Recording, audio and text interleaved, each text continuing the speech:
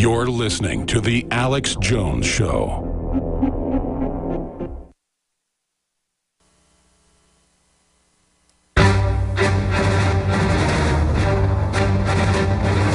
Big Brother, mainstream media, government cover-ups. You want answers? Well, so does he. He's Alex Jones on the GCN Radio Network. And now, live from Austin, Texas, Alex Jones. By the way, the crew liked my Italian gangster story. It's a true story. But they didn't get why I was like rubbing my face. No, that's what he was doing to my face. And I was being nice. He was like, oh, you're so nice. And I started pulling back. And he had tears in his eyes. And it was just bizarre. It was like what you see them do in the movies. That's really happened. All right, let's go back to your phone calls. David in Nebraska, you're on the air. Go ahead. Yeah, how you doing, Alex? Good, brother. I had a quick poem real quick for you. It's just a few sentences long, if you don't mind. Yeah, go ahead. All right, it's, you need to stop using their pills because the pills are the tools to rule the able through a problematic, soulless numbing. They're going to keep dumbing until they fool the faithful with a holographic second coming. They spray the skies, deny the ties, and supply the highs.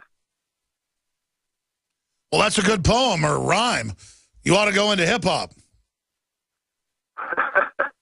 I mean, you can find me at Facebook /BEAREN, Baron. I'm not like a rapper or anything like that. I just, you know. You're not a rapper, you're an OG Macker. I like to read and write poetry. I'm a racist, Alex. Hey, we love you, brother. Having fun with it. Take care. Thank you, David. John, you're on the air. What about nukes in Chicago? Go ahead. Yeah, actually, I reside in FEMA Camp 5 up here in Wisconsin. I was listening to a local radio program last week during the elections and that. And there was a blurb that came on once. I haven't heard it anywhere else that, was it 8 or 10 generals, I guess, and high-ranking officials were released, most of which were released because of loss of confidence, and one of them being... Yeah, thousands of officers, dozens and dozens of generals a month. It's in the hundreds, and it's all the head nuke commanders, you name it. Yes, that's going on. Yeah, well, it's kind of strange that happened last week, and now this other story breaks, you know, so...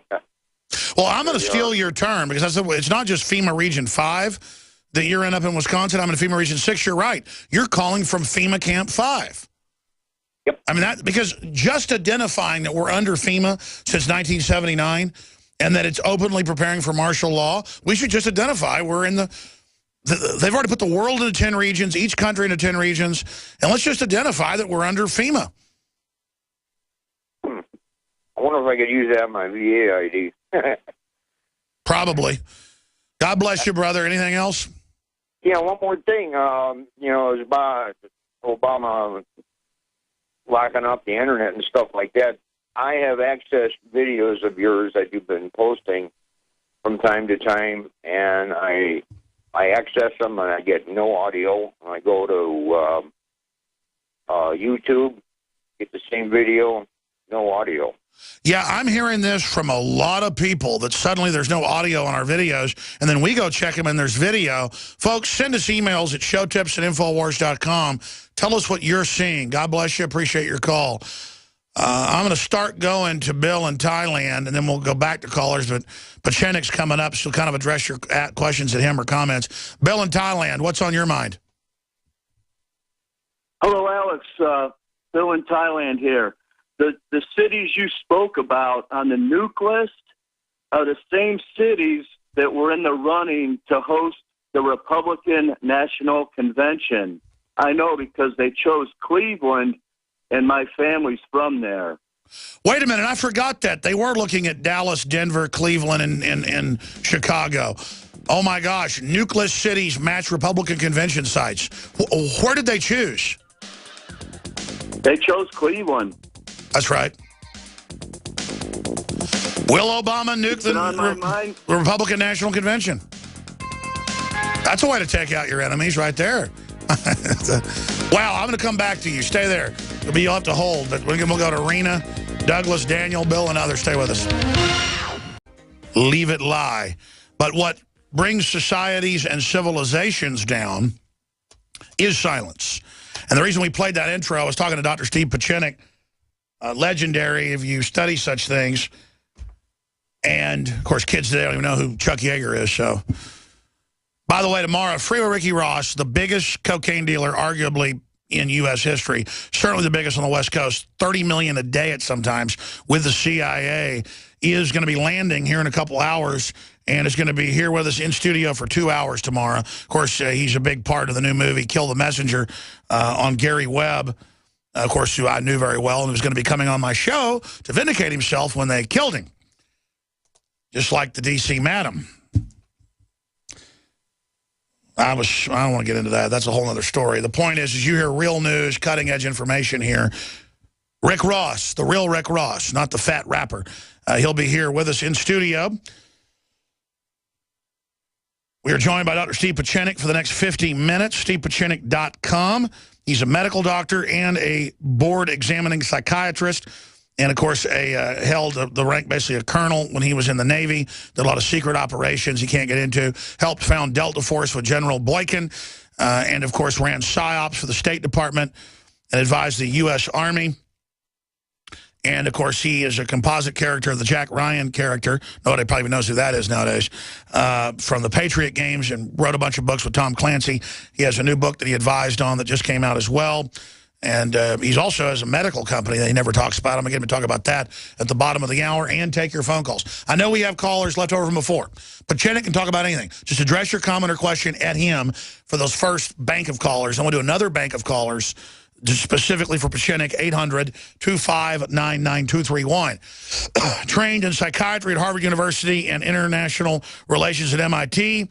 His novels are based on over 20 years' experience resolving international crises. He's a top hostage negotiator for the Department of State and for four administrations. And he's, of course, been a member of the Council on Foreign Relations. And he came on my show back in 2002 and said that 9/11 was an inside job and that bin Laden was dead and their government was financing radical Muslims and letting us attack us and ordering stand-downs. The CFR called up threatening him at the time. And I remember he called me, he goes, yes, they're visiting me. Yes, they're very upset. That transcript, oh, boy, I guess leave it up, but what do you think? And, well, the rest is history. And then basically stuff he's covered on the air has been attacked by Stratford, which, again, is an admitted CIA echo chamber.